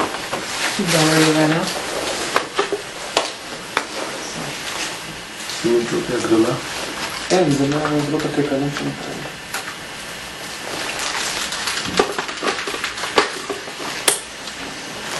I'm sorry. You see that they're using the internet. 1 second. תעקודי 3 פעמים אחד על השני, צריך לשנות אותו. Okay, sorry. We're running? Sorry. They're using the internet not for communication but for proselytizing, and part of what is being done, and this, I've seen this dozens and dozens and dozens of times, so many different ways, and I've tried to document some of it on my website, but a lot of it is so complex I can't even do it. I have so much time in life as anyone else. But the non-Baha'i has no clue of what they're looking at. What they're looking at on the internet has been so thoroughly screened and sanitized as to create a certain perception. Any voice of disagreement, of exception, disobedience as they conceive it, who doesn't toe the party line, is not allowed to go undiscredited in some way or another. So if you look at Google, what they've done to my websites, they brand me as being critical of the UHJ, not following the Baha'i covenant. All of that is meant to cast aspersions and thereby warn off to the existing Baha'i community that I'm a heretic and they shouldn't go to that website. The American Baha'i is a newspaper that goes to Baha'is only in the U.S. It's very common, has been for decades, for people to be denounced and labeled in that as a covenant breaker or having lost administrative rights for disobeying the UHJ or whatever. So there's all of those traditional sources of communication used against the individual who speaks up in any way. And they're the old format newspapers and so forth, and the newer uses of the internet. They're using a heavy-duty internet firewall. Well, then I'm sure they're doing the same. I know they're doing the same thing on the internet. The creation of Talk Religion Baha'i, a news group on Usenet, was something that was opposed by Baha'i fanatics for over basically 3 years. It was a very difficult battle to get that created, and it's the only uncensored source of communication on the internet today. Every Haifa Baha'i website is very carefully censored and manipulated. Can't even begin to tell you to what extent. It's unbelievable to me. I want to push this a little further. Maybe I'm off totally, but you think it's possible that maybe given the changes in the past 40 years since the organization changed, is it possible that maybe there's some kind of a front shop that shows one thing, and behind that there's a totally different organization that operates for different reasons or different aims and goals? Now, what's the word you use? Front shop. Front shop? What's that? The front, yeah, Front shop. front shop, yeah. Okay. Absolutely. Absolutely. It's an idea that's occurred to many people, myself included. Can you just repeat the idea, because we won't hear the question? Well, certainly the idea that the Baha'i administration is run by and orchestrated by people who are not elected and who have entirely different purposes and motives from those that are publicly proclaimed to the American Baha'i community and others around the world. That idea has occurred to many, many people, not just myself. Now, there have been people who have alleged, and really when we're talking about this, we've always got to screen out as well the Iranian fanatics who have hated the Baha'i faith as heretics within Islam and desecrators of the Muslim faith and so forth. And especially since Khomeini, they've gone to very extreme lengths to slander and smear and discredit Baha'is online as well. But that being said and recognized, there are people who have claims, and seriously, and don't seem to be part of that Iranian mentality, that there are people in the Persian Gulf states who largely fund the Baha'i faith budget operation, because the money, given the insignificant communities in Europe and the very meager community in the United States, where the funding is coming from for the mega $1 million marble buildings in Haifa, has left many people scratching their heads. I repeat that only as an allegation.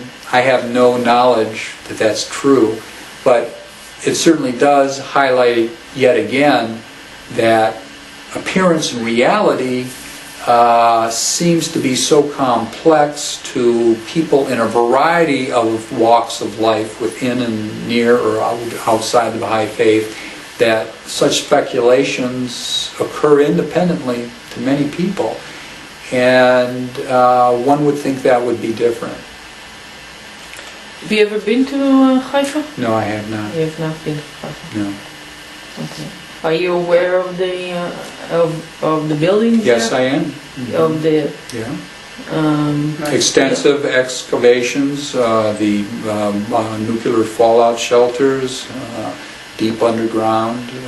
The writings of Shoghi Effendi talk about, and Baha'u'llah is the claim, talked about a cataclysm, a apocalyptic event in which Shoghi Effendi seemed to confirm would be a nuclear war in some way or another in a variety of his books. Virtually all of Shoghi Effendi's writings, it's a basic theme of evoking that type of apocalyptic image as a way of motivating Baha'is at that time to teach the faith, expand it, help it grow. There were points in the 1950s or 60s, whatever it was, in which Baha'is were counseled to move out of the cities because they were afraid with the Soviet Union and so forth that there wasn't much Baha'i community to begin with, but they were all living in cities, and if there's a nuclear war, we're going to lose everybody in the U.S. and elsewhere. So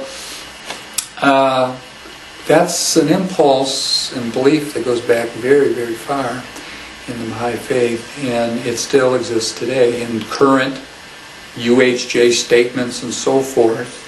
The apocalypse is right around the corner. It could happen at any moment. Let's face it, that's the way history feels it sometimes of late. And certainly Israel is unfortunately always at the center of many people's fears and concerns in that way, given the political realities you know much more about than I do. So why would they choose or not choose being in Israel and not anywhere else in the world? Well, it's God. Mount Carmel is God's holy mountain, is the usual refrain, going back to the Old Testament, all the prophets buried there and so forth. And it was where it's felt it was God's destiny that Baha'u'llah eventually ended up in Akka much of his life and nearby.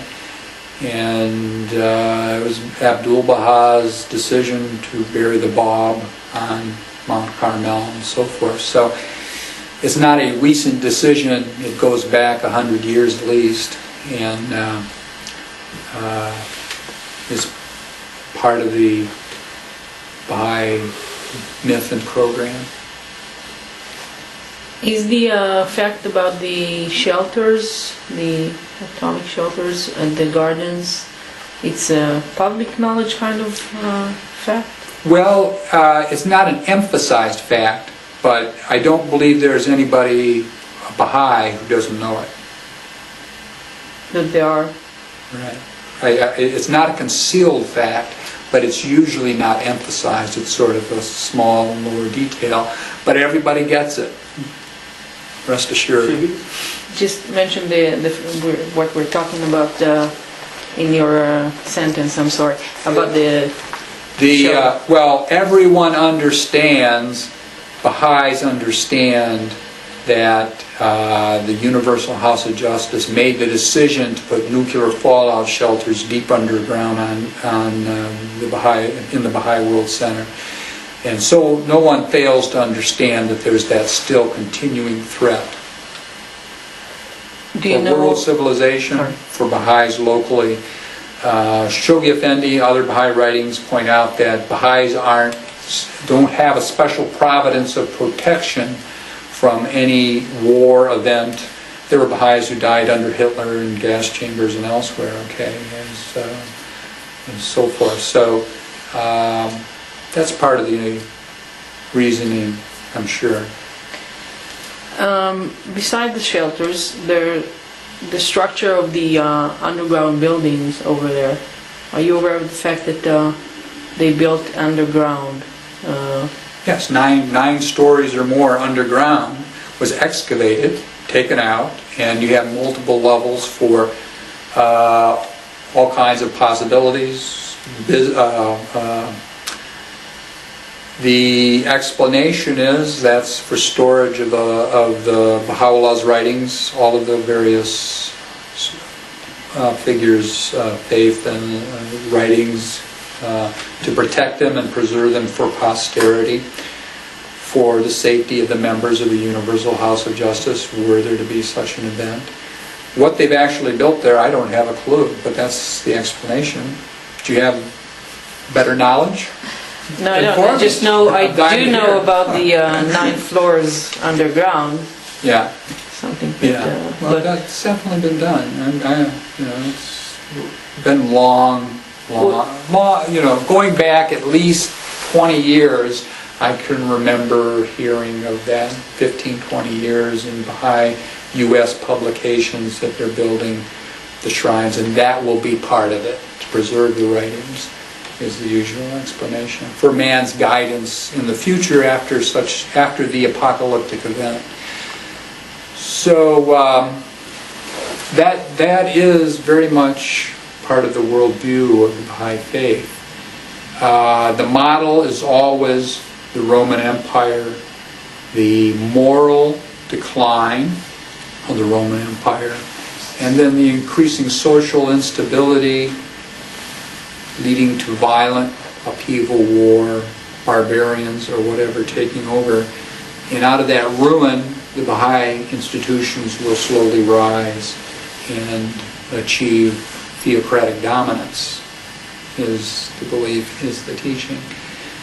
And so, beginning with Sohrab, whose book you really should read if you really want to understand that this is not something that's only happened in the last 10 or 20 years. It goes back to the 20s and 30s. Broken Silence is the crucial book to read. There's that sense that all of these issues have been relived by people the last decade or so.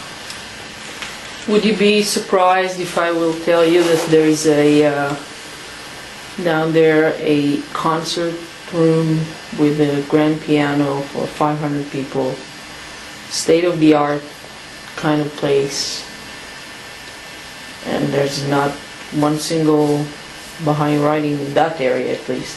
Well, I am surprised. You are. If that is the case, I am surprised. Now, for 500 people, perhaps that's a meeting room. I don't know what you're suggesting.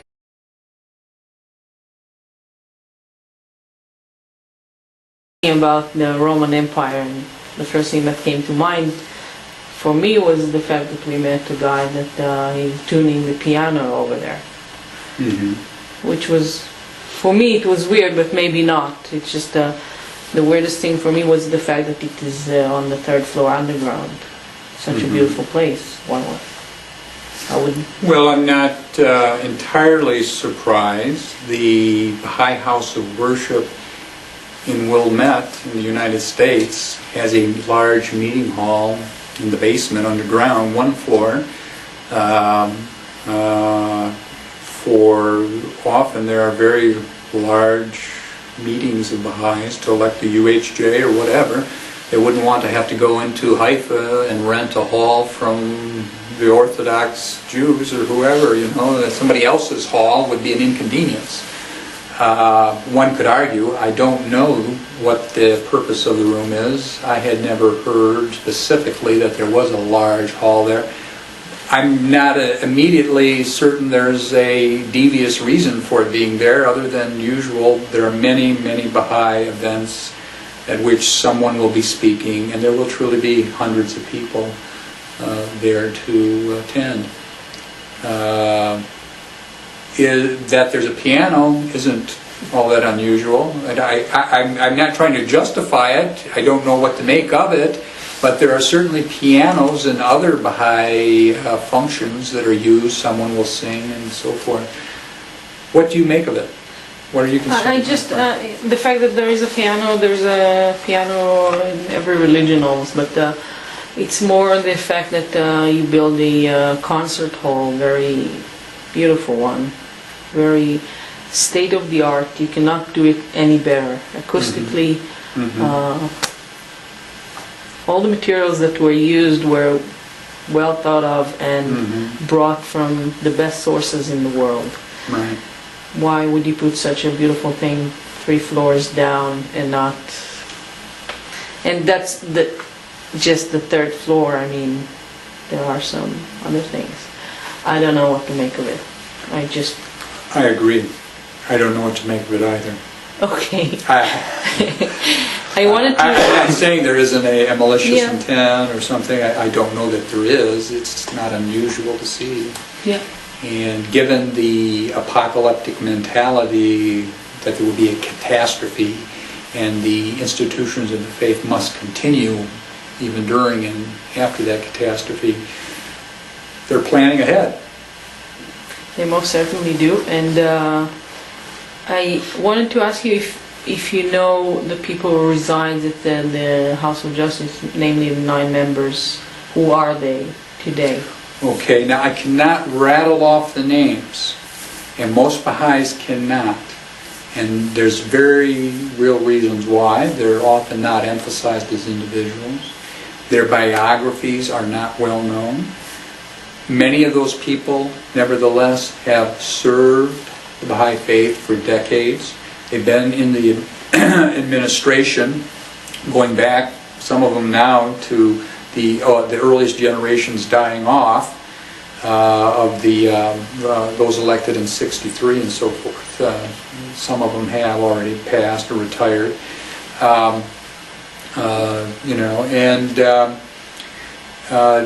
That I feel, and others have felt, is part of the problem with the Baha'i administration. Again, there is very little discussion of the qualities of individuals and who's involved and what does it take to be a member of a Baha'i assembly and so forth. There are general discussions and so forth, but something I've witnessed many times on the local level in a local election or in an election for the district representative who then goes and elects the NSA, and at the NSA meeting itself for electing those members, there are subtle methods used of electioneering and campaigning for the people who are already in office. Someone else will introduce someone else, and that introduction is a subtle form of electioneering and meant to wrap that person in the mantle of authority and choosing. I know Juan Cole and other people have criticized this very fact about the voting system and so forth, and have seen it happen. So again, that's part of the way the administration works. I think it will be the last question. Regarding Murray Smith, you know the name Murray Smith, he's the Deputy Secretary General of the Baha'i World Center, actually. Have you ever No, heard I of don't recognize the name. You don't Murray know? Smith, Okay. and I don't know him. You don't know Mm. of him, yes. Do you telefonos של oficina? ולגבי, אני יודע משהו על ההיררכיה בארגון. שאלה יותר מדויקת. Are you aware of signs of a specific hierarchy in the organization? It's a very hierarchical organization. There's definitely a very pronounced hierarchy in the Baha'i faith. Hierarchy, of course, all religions have a hierarchy of sorts within them. Early Baha'i development of the organization in the 20s and 30s was definitely modeled on the Catholic Church. Numerous people alleged and still do. And there you have a very real pronounced hierarchy. Within the Baha'i faith, there's a sort of aura around the Iranian Baha'is in general, then around specific descendants of the families of Baha'u'llah or the Bab, and those who are elected and re-elected endlessly onto various Baha'i assemblies take on their own sort of hierarchical status that the underlings who serve them work very diligently to inculcate in other Baha'is, average Baha'is, and to prop up, support, and further along. For instance, at a summer school or some event, having dinner or lunch with counselor so-and-so or auxiliary board member or assistant auxiliary board member is a great honor, and your people have talked about being ushered over to have that honor, and there's sort of laying on of hands, and again, it's a hierarchical status given to the Baha'i, a special bounty, if you will, in Baha'i terms, bestowed upon that believer to associate on a more personal level with counselor so-and-so. It goes to comical extents, ridiculous extents at times, and again, it's an attempt to create a pervasive organizational structure that elicits and commands obedience on the part of the average Baha'i. Part of that is also isolating Baha'is from other people in the secular community, discussed a great deal by many people from various perspectives, but there's very real social attempt to isolate socially Baha'is once they declare and become a member of the Baha'i faith. Instead of consorting with members of all religions, people who have no interest in religion, whatever, an attempt is made really to isolate the social context and it's the Baha'i administration itself in a cult-like manner attempts to control every aspect of that person's social life and shape it along the ways that it wants.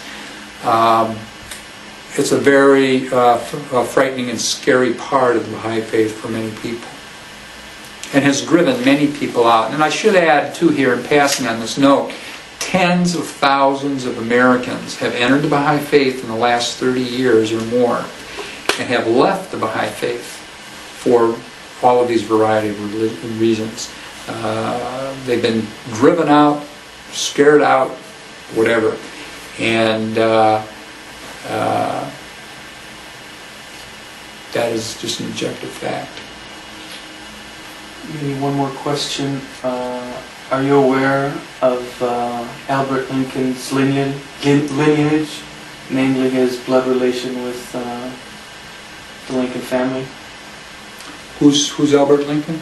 The head of the general, He's the Secretary General of the Baha'i World Center? No, I'm not. I've never heard the name before. His name is Albert Lincoln? Yes. Yeah. What do you make of that? I thought He's a descendant of Abraham He's a direct Lincoln. descendant of, Of Abraham Lincoln. No, he's a descendant, not a direct. He's a descendant. Yeah.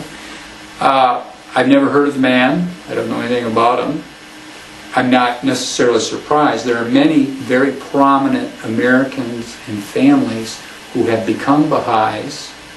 Many have left once they experienced everything we've discussed this morning.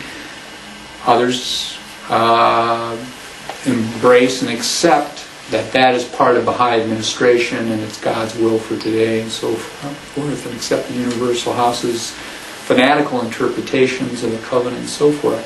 So I'm not at all surprised to hear there is a descendant of Abraham Lincoln who would remain within the Baha'i faith and remain a loyal Baha'i involved in it. There are many prominent families in American history who are still in the Baha'i faith.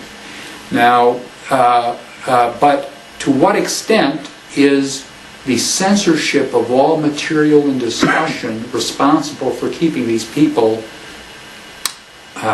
uninformed is a very, very real part of the question, issue that I would raise. And I and other Baha'is feel that is the frightening aspect of the sort of cultish quality of the organized Baha'i faith of Haifa. And so that's how I would view it. That he's a descendant of Abraham Lincoln doesn't give him any special status with me. To me, I feel more, what an irony that here someone is a descendant of Lincoln and is not intelligent enough to perceive that there are really profound problems with freedom of speech and conscience. I don't believe there's anything in the Baha'i writings or in the legitimate authoritative interpretations of it by the various people involved that provides for what's really a very increasingly tyrannical system of administration. The last one is in regards to, since we mentioned Abraham Lincoln, I think Woodrow Wilson, his daughter was a Baha'i. Yeah, I have heard that. And there's a long line of Baha'is. Now, one thing I would suggest is whenever you hear a Baha'i organized member of the Baha'i faith, tell you that, take it with a grain of salt, because there are people who think so-and-so was a member, and there's a certain amount of inflating. As with membership statistics, there's inflation. All of those claims are meant to cast the Baha'i faith an aura around it of acceptability and so forth. And the reality may be that individual had only the slightest acquaintance and involvement with the Baha'i faith, but ever thereafter, for decades, they're used as a method for proselytizing and acquiring new converts who are very malleable, unquestioning, not in the forefront of intelligent vigor, and so forth, but are prime material for the less reputable elements of the Baha'i administration. There have been one thing we haven't touched on that I think you should really consider too is, sort of in passing we may have mentioned it, but there's the Continental Board of Counselors, there's the auxiliary board members, and then there's the assistant to the auxiliary board members, all of which have been created by the Universal House of Justice roughly within the last 10 to 15 years or 20 years. Those people have increasingly played the role of sort of thought police, many feel, and are involved in interrogating tenured professors on have people who have no ability in history, don't speak Arabic or Persian, are telling such people how to understand and interpret some issue in Iranian history or Middle Eastern history broadly. And it's just outrageous. No normal person would think that should be the case. There's a very deep anti-intellectual impulse among fundamentalist Baha'is in Haifa and elsewhere. And their attacks are just relentless in this way. Again, to repeat myself, I can never repeat that too much because I'm assuming you basically know nothing. That you don't know the Baha'i faith the way someone would know it who has been a member of the Baha'i faith and has seen it from the inside, been at the meetings that are for Baha'is only, and heard what is said at meetings for Baha'is only, is the unfortunate facts as it is lived. Well, they did not want to accept us as Baha'i, so Well, that's... we could not And be... all of the details, I just want to emphasize here too, I don't know why that is. I don't really know why. I've been a member of the Baha'i Faith since 1976, and it always seems as a lame excuse to say, well, we don't want to teach the Baha'i Faith in Israel and so forth, we're building these mega-million buildings, but why is that? We don't want to confuse the religious issue is the only explanation one ever hears between the Israelis and the Muslims and the Palestinians and so forth. Well, perhaps there's a wisdom in that, I don't know. But I can understand how it would seem strange, as you presented yourself to me, to grow up next to the house of the World Center and watch incredible millions pour into that mountain, and it's off limits. How strange. This is for all mankind, and yet it's right here at the foot of the mountain, on the mountain, and you are lied to and deceived incessantly. It's not as accessible. Don't use that part. It's not as accessible as it put out to be. Yeah, right. Lovely. Okay. We thank you very much. My pleasure. It was really enlightening for us. It's been enlightening for me. And It's great to meet you my in pleasure. person. My pleasure to meet you. And thank you.